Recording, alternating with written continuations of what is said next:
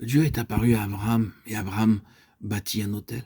Ce n'était pas un autel destiné au sacrifice pour le péché, mais pour l'Holocauste. Il ne s'agissait pas de résoudre la question des péchés, mais celle de l'offrande d'une vie à Dieu. C'est la sorte d'autel dont il est parlé dans Romains 12, 1. Je vous exhorte donc, frères, par les compassions de Dieu, à offrir vos corps comme un sacrifice vivant, saint, agréable à Dieu, ce qui sera de votre part un culte raisonnable. C'est en raison de la grâce de Dieu que le Seigneur Jésus est mort pour nous. C'est cette grâce qui a pourvu à la croix sur laquelle nous sommes morts avec lui et sur laquelle le méchant a été jugé. C'est par la grâce de Dieu que sa vie est au-dedans de nous. Et c'est cette même grâce de Dieu qui nous introduira dans la gloire.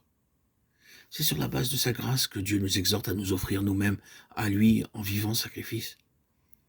Remarquons à propos de l'Holocauste qu'une personne avec certaines ressources pouvait offrir un bœuf, une autre moins riche pouvait apporter une brebis et une autre avec peu de moyens pouvait offrir un pigeon. Lévitique 1, 3, 10, 14. Cependant, quelle que soit l'offrande, celui qui l'apportait devait l'offrir tout entière. Dieu ne peut recevoir rien de moins qu'une entière consécration. Dans quel but l'Holocauste était-il placé sur l'autel? Pour être entièrement consumé. Certains pensent s'offrir à Dieu pour faire ceci ou cela pour lui. Cependant, ce qu'il veut, ce n'est pas notre travail pour lui, mais nous-mêmes. L'autel ne signifie pas faire pour Dieu, mais être pour Dieu. Dans l'Ancien Testament, l'Holocauste était offert et brûlé une fois pour toutes, mais dans le Nouveau Testament, c'est un sacrifice vivant. La signification de l'autel, c'est l'offrande d'une vie à Dieu, pour être toujours consumée, cependant toujours vivante, étant toujours vivante, mais pour être toujours consumée. Dieu désire que nos vies lui soient consacrées afin que tout au long du chemin, elles puissent être sans cesse consumées pour lui. Dieu est apparu à Abraham et Abraham s'est lui-même offert à Dieu. Abraham n'avait rien entendu à propos de la consécration. Personne autour de lui ne l'avait incité à s'offrir. Mais Abraham avait vu Dieu et quand cela s'est produit, il a aussitôt édifié un autel à Dieu.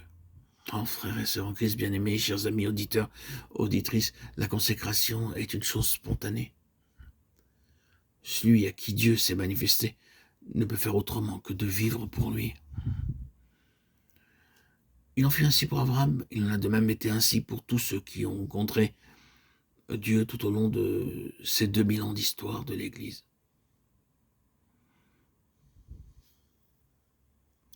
Nous avons besoin de réaliser que la capacité de nous offrir à Dieu procède de la révélation. Ce ne sont pas tous ceux qui prêchent la consécration qui sont des gens consacrés.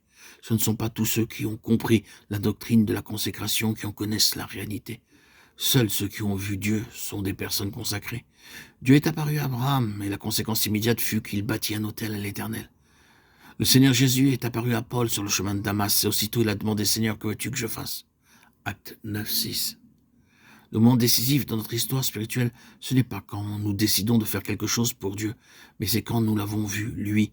Lorsque nous rencontrons Dieu, cela produit un changement radical dans nos vies. Nous ne pouvons plus faire ce que nous faisions autrefois. Quand je le rencontre lui-même, alors je peux renoncer à moi-même. Cette question cesse d'être une exception lorsque nous avons rencontré Dieu. Nul homme ne peut voir Dieu et vivre. Si Dieu se manifeste à un homme, tout le cours de sa vie est transformé. Oh, ce n'est pas la décision de servir Dieu qui me permet de le faire. Ce n'est pas ma volonté de bâtir un autel qui peut le dresser. C'est quand Dieu va vers un homme qu'un autel est édifié.